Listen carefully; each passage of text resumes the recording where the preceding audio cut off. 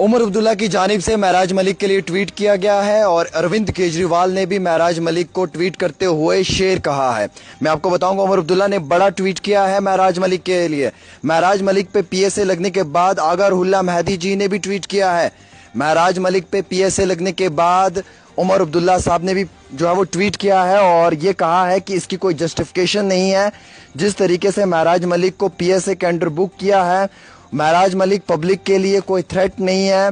उन्होंने कहा है कि वो सेफ्टी के लिए कोई थ्रेट नहीं है और इस तरीके से इस कानून को गलत तरीके से इस्तेमाल किया है। अगर इलेक्टेड गवर्नमेंट के नुमाइंदों को अनइलेक्टेड गवर्नमेंट इस तरीके से बुक करेगी तो इसकी कोई जस्टिफिकेशन नहीं है।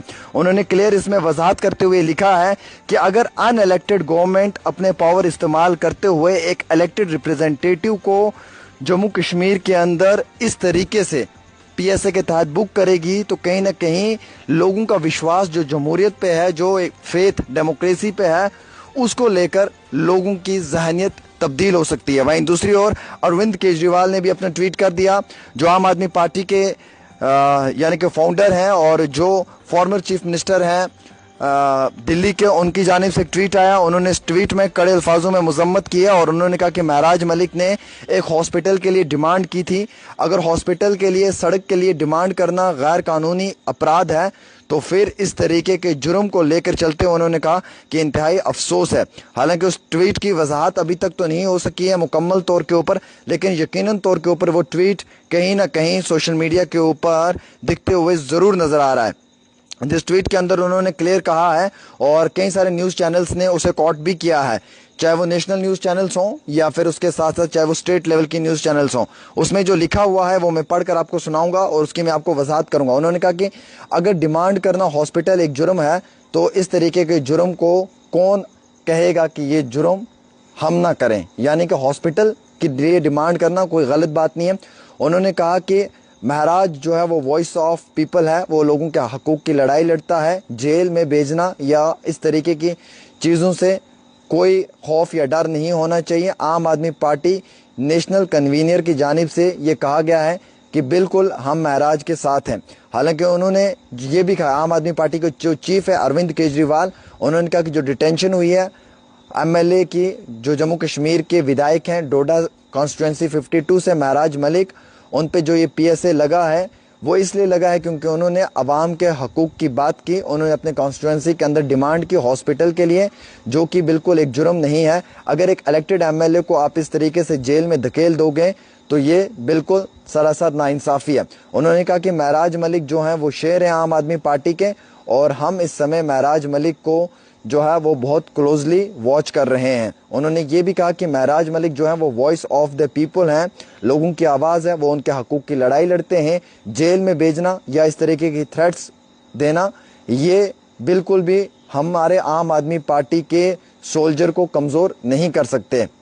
उन्होंने ये भी कहा कि 37 साला एमएलए महराज मलिक को जो डिटेन किया गया है मंडे के रोज़ अंडर पीएसए, और जिस तरीके से कानून का इस्तेमाल हुआ है एक लेजिस्लेचर के ख़िलाफ़, वो बिल्कुल भी सही तरीका नहीं है। उन्होंने कहा कि पहली बार इस तरीके का मामला पेश आया कि एक सिटिंग एमएलए को कस्टडी में लिया है और उसे जो है वो पीएसए के अंडर बुक किया। अगर हुल्ला ने भी कहा कि ये बिल्कुल अनजस्टिफाइड है, इस तरीके की चीज़ को कभी भी जो है वो नहीं देखा जाएगा। कई सारे पॉलिटिकल पार्टियों के नेताओं ने जो है वो अपना सपोर्ट एक्सटेंड किया महराज मलिक के लिए और कई सारे पॉलिटिकल पार्टियों के नेताओं ने जो है वो बड़े गम का इजहार भी किया है। उन्होंने ये भी कहा है कि इंतहाई अफसोस है हमें इस बात के ऊपर कि इस तरीके से इस कानून का इस्तेमाल किया गया है। वहीं दूसरी ओर उमर अब्दुल्ला ने भी कहा कि ये अनजस्टिफाइड है। अगर एक एमएलए को, एक इलेक्टेड एमएलए को एक अनइलेक्टेड गवर्नमेंट इस तरीके का रवैया अख्तियार कर सकती है तो ये नाकाबिले कबूल है। मैं आपको बताना चाहूँगा इस मामले में दोनों पॉलिटिकल पार्टियों के बीच में बहस भी शुरू हो चुकी है, नेशनल कॉन्फ्रेंस और पीडीपी के बीच में।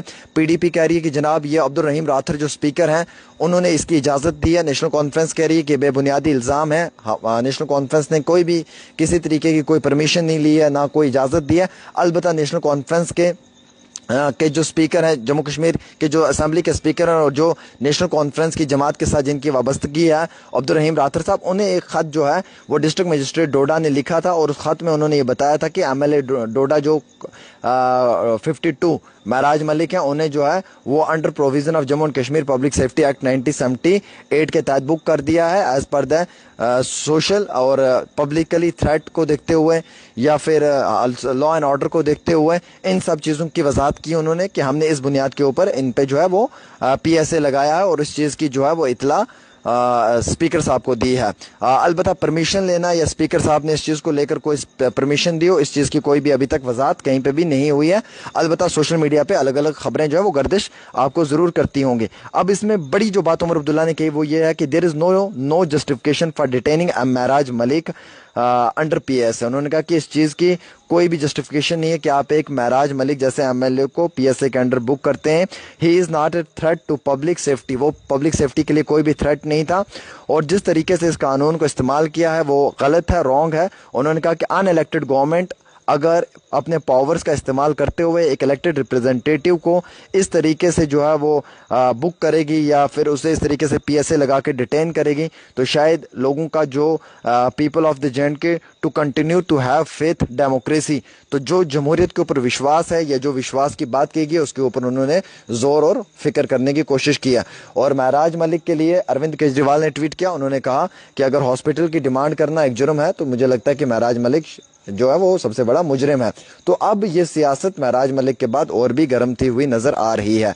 पॉलिटिकल पार्टियां महराज मलिक का सपोर्ट कर रही हैं। इसी दौरान में दोनों पॉलिटिकल पार्टीज के एमएलएज, चाहे वो नेशनल कॉन्फ्रेंस के एमएलए हो, सलमान सागर, उन्होंने भी अपना सपोर्ट एक्सटेंड कर दिया। जावेद इकबाल बुद्दल के जो एमएलए हैं उन्होंने भी लिखा, उन्होंने कहा कि सीएम साहब को इसमें इंटरवीन करना चाहिए, स्पीकर साहब को इंटरवीन करना चाहिए। जो एमएलए के बीच में और एक डीसी के बीच में हुआ है वो एक डेमोक्रेसी के लिए ठीक नहीं है, जमहूरियत के अंदर वो चीज़ें अच्छी नहीं है। वहीं दूसरी और फयाज मीर जो कुपवाड़ा के एमएलए हैं उन्होंने कहा जनाब ये टोटली अनजस्टिफाइड है। वहीदुर रहमान परा ने सबसे पहले आवाज़ उठाई, उन्होंने पहले ट्वीट किया, उन्होंने कहा कि बिल्कुल इस तरीके के कानून को आप वेपन हथियार की तरह इस्तेमाल नहीं कर सकते। सजाद गानी लोन ने कहा कि जनाब आप एक एमएलए पे इस तरीके का रवैया अख्तियार करेंगे तो ये नाकाबिले कबूल है। तो मैं आपको क्लियर करना चाहूंगा मेरे अजीज दोस्तों कि कई तरह की जो बातें हैं वो सामने निकल कर आ रही हैं और कई तरह की बातों को जो है अब वो प्रॉपरली देखा भी जा रहा है। तो ये इस टाइम की बड़ी अपडेट है कि उमर अब्दुल्ला ने अपना ट्वीट किया है, जो इस समय के जम्मू कश्मीर के चीफ मिनिस्टर हैं, उन्होंने इसके ऊपर वजाहत की, लेकिन अभी तक बीजेपी की जानिब से कोई ट्वीट यहां पे नजर नहीं आया है। महराज मलिक को ये बताया गया कि पीएसए के अंडर बुक किया गया है, पहले तो बदरवा जेल शिफ्ट किया था, अब वहां से जो है वो कठुआ जेल भी शिफ्ट किया जा रहा है। इस तरीके की इतला आई है, लेकिन इसकी अभी तक कोई ऑफिशियल हमारे पास कंफर्मेशन नहीं है, ना ही कोई इसकी वजाहत हुई है। तो अब पॉलिटिकल एक जो हंगामा है वो बहुत बढ़ते हुए नजर आ रहा है। महराज मलिक के सपोर्टर्स के अंदर गुस्सा है, लेकिन आज लोग कहीं ना कहीं महराज मलिक को भी एक पॉइंट पे गलत ठहरा रहे हैं कि अगर आपकी डीसी साहब के साथ कोई कंट्रोवर्सी थी, आपने और डीसी साहब ने उस चीज को बैठकर खत्म करना था। अगर आप खत्म नहीं कर सकते थे, आपने डीसी साहब के खिलाफ प्रोटेस्ट करना था, आपने पब्लिक को लेकर सड़कों पर उतरना था और डीसी साहब के खिलाफ एहतिजाजी मुजाहरा करना था, जो कि एक आपका फंडामेंटल राइट है। आप अपने फंडामेंटल राइट का इस्तेमाल कर सकते हैं as per the law, as per the article जो हमारे संविधान, हमारे कॉन्स्टिट्यूशन में है। लेकिन आप एक डीसी की पर्सनली फैमिली को या उसके बच्चों को या उसकी अहलिया को या उसकी जात को टारगेट नहीं कर सकते हैं, जो कि बिल्कुल सही चीज नहीं है एक एमएलए के लिए। आपका अगर उसके साथ कोई सियासी या फिर कोई समाजी या फिर कोई एडमिनिस्ट्रेशन के अंदर कोई टकरार थी, आप उसके लिए उसके खिलाफ जो है वो बिल्कुल प्रोटेस्ट कर सकते थे, आप लोगों को लेकर धरना प्रदर्शन कर सकते थे, आप उसके खिलाफ जो है वो सख्त डिमांड कर सकते थे हुकूमत के आगे। लेकिन आप जो है वो किसी की पर्सनल जात के ऊपर आकर उसकी फैमिली, उसके बच्चों या उसके वालिद को टारगेट करते हैं, ये चीज़ गलत है। इस चीज़ की कहीं ना कहीं लोग आज कह रहे हैं कि एक गलती महराज मलिक से हुई है, जज्बात में आकर हुई है या गुस्से में आकर हुई है या हरास हुआ या वो काफ़ी उनको हरासमेंट का सामना करना पड़ा उस वजह से हुई है। बट उस चीज़ से लोग थोड़े से नाराज़ ज़रूर हैं महराज मलिक से, लेकिन उनके काम की वजह से लोग आज भी महराज को सपोर्ट कर रहे हैं, क्योंकि उनका काम अच्छा था, लोगों के लिए आवाज़ उठाते थे, असेंबली में आवाज़ उठाते थे, शराब पे पाबंदी बंद होनी चाहिए, ड्रग्स बंद होना चाहिए, लोग नौजवानों को रोज़गार मिलना चाहिए, अदल और इंसाफ मिलना चाहिए। वो चीज़ें नौजवानों के दिलों में हैं, वो चीज़ें लोगों के दिलों में हैं। उस चीज़ का इम्पैक्ट महराज का अच्छा है पब्लिक पे और ऑडियंस पे, जिसकी वजह से महराज के लिए लोग जो है वो वक्तन फवक्तन अपनी आवाज़ सोशल मीडिया पे भी उठा रहे हैं। तो फिलहाल के तौर के ऊपर एक छोटी सी रिपोर्ट आमिर सुहेल की।